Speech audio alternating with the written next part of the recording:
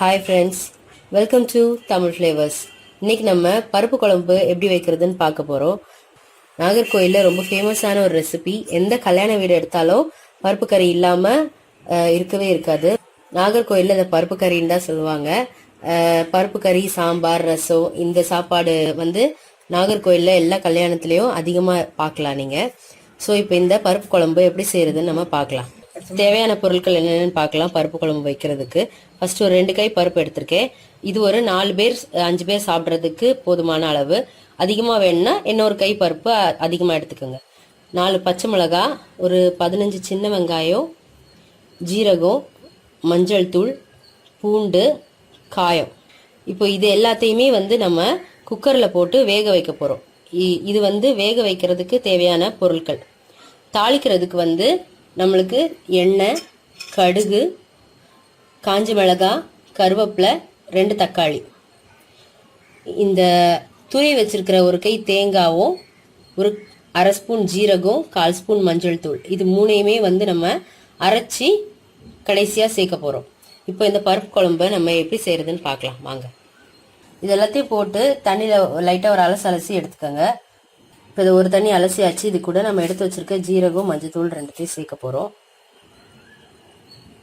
மஞ்சள் தூள் உளுந்து தொலையாது.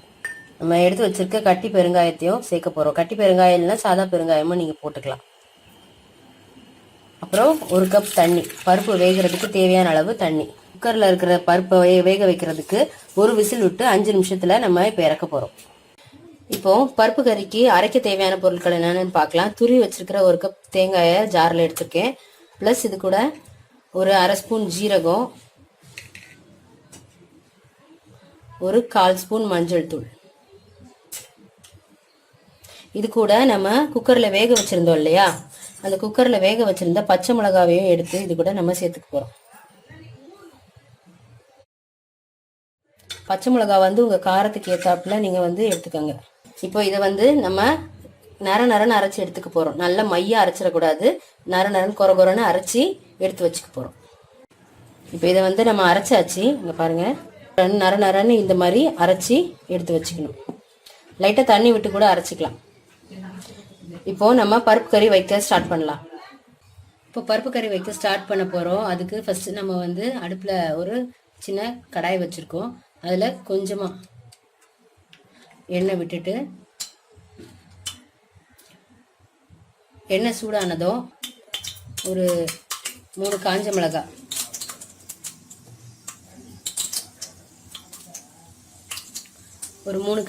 போட்டுக்கோங்க கிள்ளி. அது கூட ஒரு 2 சின்ன வெங்காயத்தை பொடியாக நறுக்கி வச்சுருக்கேன், அதையும் சேர்த்துக்கோங்க.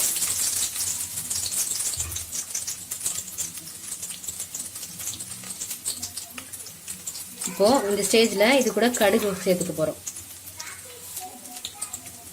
ஒரு 1/4 ஸ்பூன் கடுகு சேர்த்துட்டு, அந்த கடுகு நல்லா பொட்டுனதும் அதில் கொஞ்சமாக காயம். உங்களுக்கு கட்டி பெருங்காயம் இருந்துச்சுன்னா கட்டி பெருங்காயம் சேர்த்துக்கோங்க. கட்டி பெருங்காயம் சேர்த்திங்கன்னா எப்போவுமே குழம்பு ரொம்பவே வாசனையாக இருக்கும். ஒரு 2 கீத்து கருவேப்பிலை,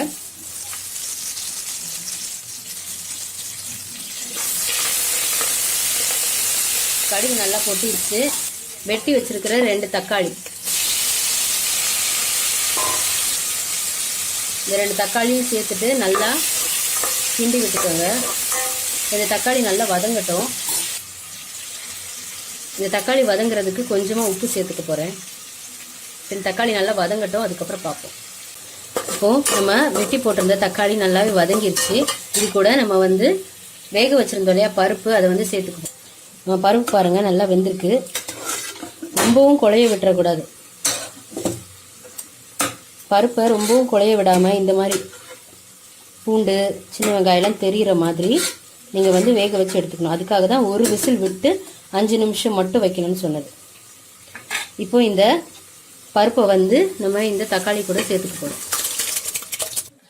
நம்ம பருப்பு வேக வச்சுருந்த குக்கரை லைட்டாக அலசின தண்ணியையும் இது கூட சேர்த்துக்க போகிறோம்.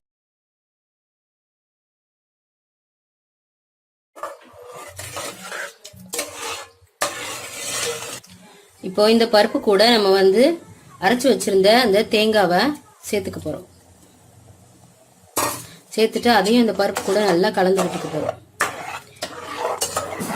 இப்போ இது கூட நமக்கு தேவைக்கு தண்ணி, நமக்கு எவ்வளவு குழம்பு தேவையோ அவ்வளவுக்கு தண்ணி சேர்த்துக்க போறோம்.